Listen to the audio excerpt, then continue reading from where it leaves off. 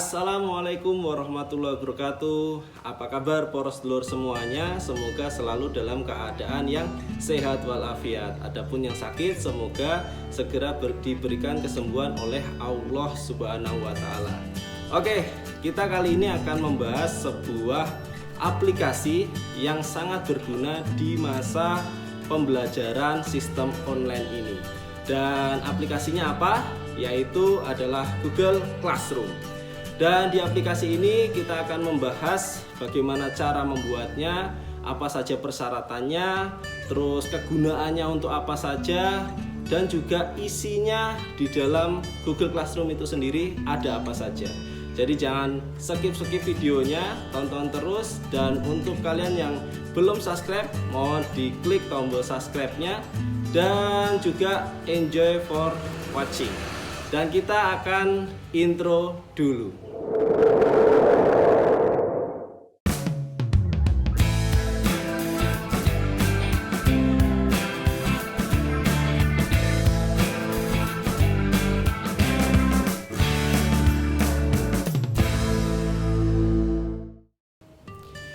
Kita masuk ke Google Classroom. Jadi Google Classroom itu adalah sebuah software atau aplikasi yang bisa menghubungkan antara guru dan juga murid dalam sebuah internet, jaringan internet seperti itu.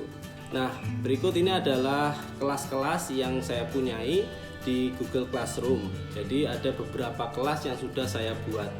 Dan juga persyaratan untuk mempunyai Google Classroom itu adalah harus mempunyai email, entah itu dari Gmail ataupun email yang lainnya.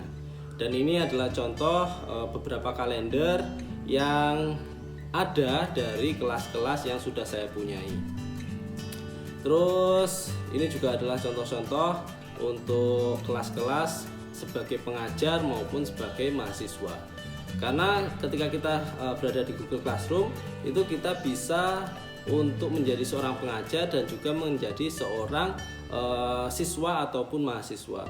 Dan untuk menjadi seorang mahasiswa kita harus gabung ke dalam grupnya, ke dalam kelasnya. Nah, dengan cara yaitu memasukkan kode kelas yang telah dibuat oleh guru kita ataupun dosen kita. Jadi seperti ini adalah kode kelasnya. Kita tinggal masukkan kode kelas tersebut ke dalam permintaan gabung kelas tadi. Nah, itu untuk cara menjadi seorang siswa.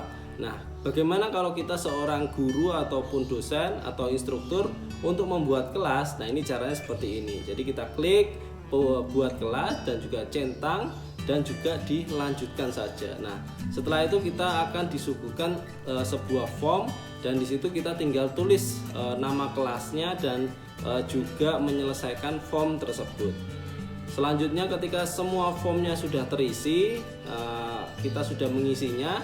Selanjutnya kita masuk ke next step-nya yaitu di klik dibuat. Nah, setelah itu kita tunggu sebentar dan kelas kita sudah jadi. Sangat mudah sekali bukan untuk membuat sebuah kelas di Google Classroom. Nah, dengan begitu kita bisa untuk next mengeksplor apa saja sih yang ada di Google Classroom. Contohnya kalau misalkan kita temanya kurang sreg, kita bisa ganti tema sesuai dengan keinginan kita seperti ini. Nah, selanjutnya kita bisa juga lanjut untuk membuat kolom-kolom perintah. Nah, di sini kita ingin membuat sebuah tempat absensi misalnya. Nah, ini kita tinggal klik untuk membuat kolom absensi. Jadi kita tinggal tulis perintahnya di kolom tersebut. Seperti contoh yang ada di sini. Nah, setelah itu kita ketik apa itu perintahnya. Setelah itu kita posting. Nah, untuk kolom sudah jadi. Jadi satu kolom untuk absensi, nanti tinggal mahasiswa kita untuk mengkomennya di situ dan kita tinggal mengoreksi apakah siswa kita sudah absensi semua. Selanjutnya kita masuk ke tugas kelas. Jadi di tugas kelas ini ada berbagai macam pilihan isinya dan juga bisa digunakan kembali di kelas berikutnya. Jadi kalau kita mau membuat tugas kelas, kita tinggal tulis judulnya apa di sini. Misalnya kali ini adalah tugas YouTube seperti itu untuk analisa. Nah, petunjuknya bagaimana, kita tinggal buat sedetail mungkin. Jadi kita buat sedetail mungkin agar para siswa ataupun mahasiswa itu tidak begitu banyak pertanyaan yang ditimbulkan atau ditanyakan. Jadi setelah itu kita masuk ke link ataupun ke file atau ke YouTube-nya. Setelah itu kita, kalau misalkan YouTube seperti ini, kita tinggal search nama dari YouTube yang ingin kita bagikan untuk dipelajari materinya. Nah, setelah itu link dari YouTube tersebut sudah ada dan kita tinggal next lagi untuk poin dan juga waktu pengumpulannya. Untuk waktu pengumpulan kita bisa tentukan dan juga jamnya kita bisa tentukan. Nah, setelah itu kita klik tugaskan di sini. Nah, jadi sebuah tugas sudah kita buatkan untuk para mahasiswa kita ataupun siswa kita. Nah, ini adalah contoh dari tugasnya yang tadi. Setelah itu kita juga bisa menilainya. Kita bisa lihat tugasnya, kita bisa nilai. Nah, kalau misalnya para mahasiswa kita sudah mengumpulkan tugasnya, contohnya seperti ini. Jadi contohnya kita tinggal masuk ke tugas yang tadi seperti itu dan kita tinggal lihat tugas untuk penilaiannya. Nah, kita tinggal klik bagian mana dari tugas mahasiswa tersebut. Kita tinggal membuka dari filenya, setelah itu kita tinggal memberikan tugasnya. Nah, setelah kita sudah ketik tugasnya, jangan lupa kita klik kembalikan.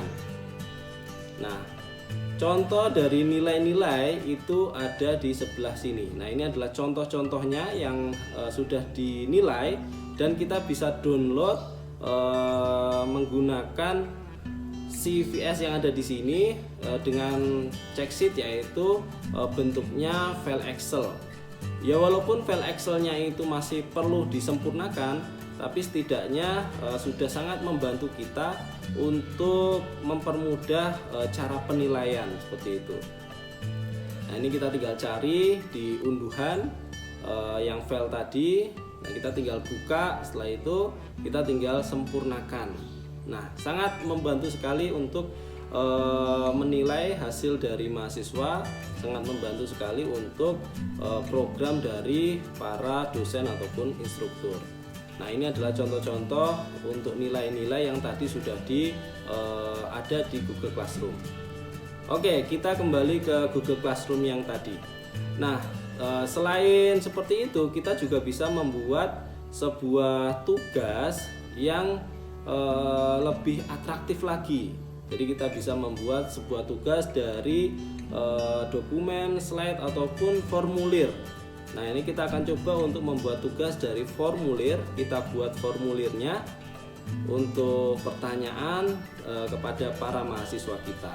Nah, ini kita tinggal ikuti saja yang ada di situ pedomannya. Kita tinggal buat judulnya apa.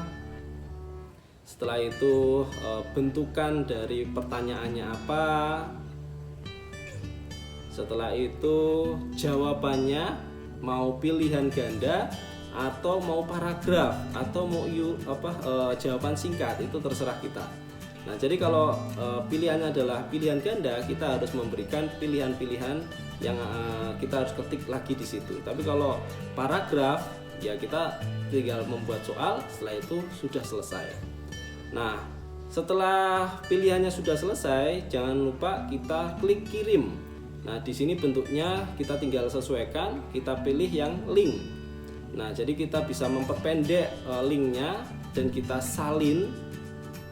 Nah, kita klik salin, setelah itu kita kembali lagi ke tugas yang tadi kita buat. Nah, kita klik linknya dan kita tempelkan link di situ, kita copy paste di situ. Nah, sekarang linknya sudah ada di dalam tugas yang akan kita buat. Setelah itu kita tinggal membuat judul dari tugas yang kita ingin berikan ke mahasiswa kita. Sangat mudah sekali, bukan? Untuk membuat sebuah kelas yang di era saat ini mungkin menjadi pilihan yang utama. Dan kita kirimkan. Nah, sekarang tugas sudah menjadi 2 di kelas YouTube ini, dan kita tinggal untuk melihat hasilnya seperti itu. Mungkin itu saja untuk penjabaran di tahap pertama ini. Kalau misalkan ada pertanyaan terkait isi materi, silahkan untuk klik di kolom komentar. Dan mungkin sekian dari saya untuk kelas dari Google Classroom ini. Jika ada banyak kekurangan, mohon diberikan pintu maaf, dan juga mohon didukung dengan klik tombol subscribe di bawah tadi. Terakhir dari saya, salam para pencari ilmu, salam para pencari modal. Wassalamualaikum warahmatullahi wabarakatuh.